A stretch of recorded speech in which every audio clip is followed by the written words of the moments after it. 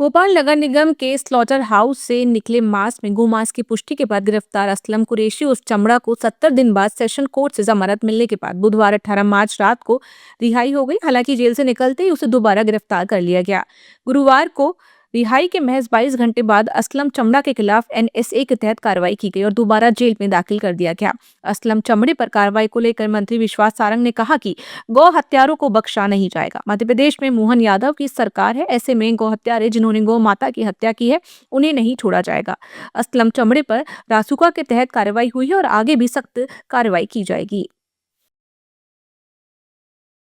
मुख्यमंत्री डॉक्टर मोहन यादव ने कहा कि मध्य प्रदेश और राजस्थान जुड़वा भाइयों की तरह हैं। दोनों राज्य मिलकर विकसित, आत्मनिर्भर और सशक्त भारत तैयार कर रहे हैं।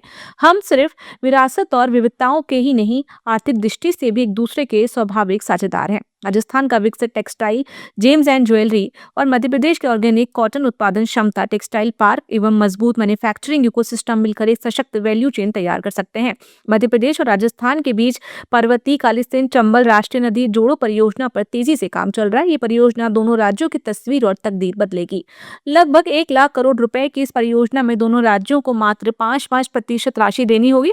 इसकी 90% लागत भारत सरकार देगी। उन्होंने कहा कि दोनों राज्यों के बीच रोटी बेटी का संबंध रहा है और अब पानी का संबंध भी बन गया है। मुख्यमंत्री डॉक्टर यादव शनिवार को जयपुर में आयोजित interactive session on investment opportunities in Madhya Pradesh में राजस्थान के निवेशकों को संबोधित कर रहे थे।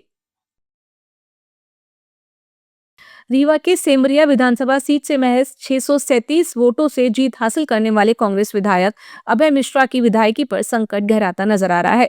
जबलपुर हाई कोर्ट ने उनकी जीत को चुनौती देने वाली चुनाव याचिका को खारिज करने से इनकार कर दिया। जस्टिस विनय सराफ की एकल पीठ ने माना कि याचिका में उठाए गए आरोप प्रथम दृष्टया गंभीर है और इनकी सुनवाई जरूरी है। इसके साथ ही मामले को ट्रायल के लिए आगे बढ़ा दिया गया है। ये याचिका भाजपा प्रत्याशी कृष्णपति त्रिपाठी ने दायर की है। शाजापुर के कसेरा बाजार में शनिवार सुबह करीब 11 बजे नवनियुक्त शहर काजी के सम्मान समारोह के दौरान समाज के एक गुट ने विरोध किया। बड़ी संख्या में लोग शहर काजी के विरोध में नारेबाजी करते हुए मुर्दाबाद के नारे लगा रहे थे। इस दौरान कुछ देर के लिए तनाव की स्थिति बन गई। सूचना मिलने पर कोतवाली थाना पुलिस मौके पर पहुंची। भीड़ को तितर बितर करने के लिए पुलिस को हल्का बल प्रयोग करना पड़ा। कोतवाली थाना प्रभारी संतोष सिंह वघेला ने पुलिसकर्मियों के साथ मिलकर स्थिति को नियंत्रण में लिया। भोपाल में शिया समुदाय ने फतेहगढ़ इमामबाड़ा में काली ईद मनाई। नमाज के बाद में अमेरिका और इसराइल के खिलाफ मुर्दाबाद के नारे लगाए। लोग काली पट्टी बांधकर सादे और पुराने कपड़ों में पहुंचे, जिसमें गम का माहौल दिखा। इमामबाड़ा में अयतुल्ला अली खामेनेई की तस्वीर रखकर श्रद्धांजलि दी गई।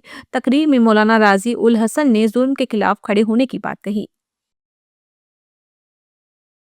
भोपाल के हमीदिया अस्पताल में एक बार फिर नवजात को मृत घोषित करने के बाद उसमें हरकत दिखने का मामला सामने आया है, जिसमें अस्पताल में विवाद की स्थिति बन गई। शुक्रवार को 6 माह की गर्भवती महिला की इमरजेंसी डिलीवरी के बाद बच्चे को मृत बताया गया, लेकिन कुछ देर बाद धड़कन जैसे संकेत मिलने पर परिजन आक्रोशित हो गए।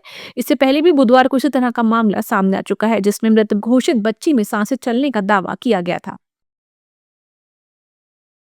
बागेश्वर धाम में कैंसर अस्पताल के निर्माण कार्य का विधिवत शुभारंभ हो गया है। पीठाधीश पंडित धीरेन्द्र कृष्ण शास्त्री के इस सेवा संकल्प की जिम्मेदारी एसआर ग्रुप के डायरेक्टर प्रशांत रुइया ने संभाली है। यह अस्पताल दवा और दुआ के फॉर्मूले को साकार करेगा। प्रशांत रुइया अपनी टीम के साथ धाम पहुंचे। उन्होंने बालाजी के दर्शन किए और बागेश्वर बाबा पंडित धीरेन्द्र शास्त्री का आशीर्वाद लिया। इस दौरान 5 कन्याओं के पूजन और वैदिक मंत्रोच्चार के बीच अस्पताल के मुख्य ढांचे की ईंट रखी गई। भोपाल के कोलार रोड इलाके में कारोबारी को विदेशी नंबरों से कॉल कर 10 करोड़ रुपए की रंगदारी मांगने और जान से मारने की धमकी देने का मामला सामने आया है। आरोपी ने खुद को लॉरेंस गैंग से जुड़ा बताते हुए धमकियां दी। शिकायत के बाद पुलिस ने केस दर्ज कर जांच शुरू कर दी है।